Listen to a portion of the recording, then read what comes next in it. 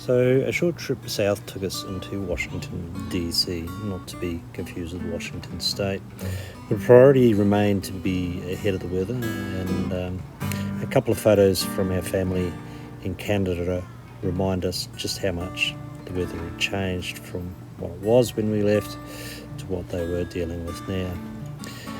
Virginia is pretty stunning and comes with all sorts of exciting things, such as breweries.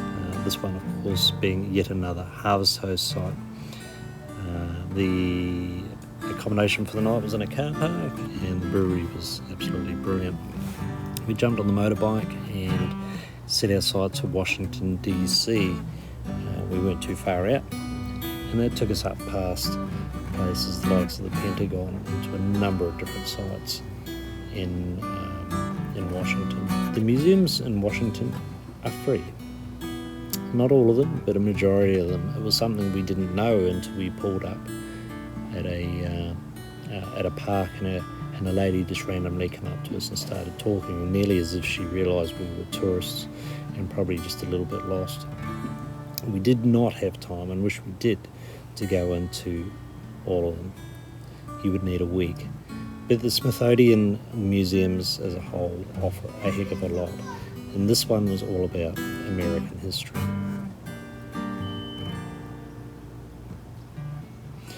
A trip around Washington, D.C.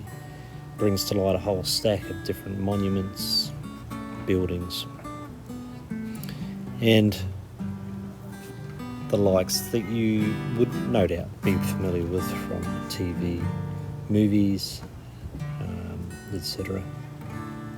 And to be able to buzz around here on the motorbike was nothing short of pretty cool.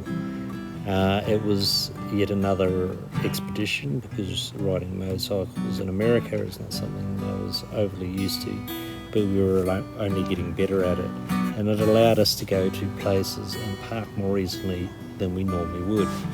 For example, we had opportunity to park pretty well right out the front of the White House on the footpath, not somewhere you would normally take your car.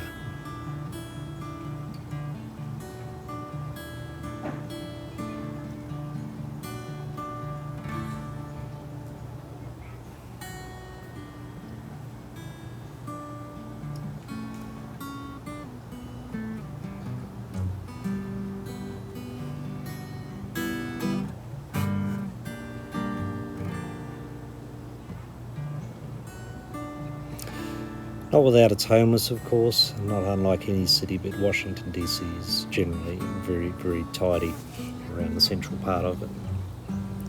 From there, we had to head further south, and ironically to yet another brewery, and once again, a harvest host site. The gentleman that owns this brewery, Jimmy, was a cracking good bloke. He grew Christmas trees, he had a beautiful beer garden out the back, made some fantastic beer, to say the least, and a beautiful site, to say the least, and really looked after us. I'm not too sure if it was just because we were Australian.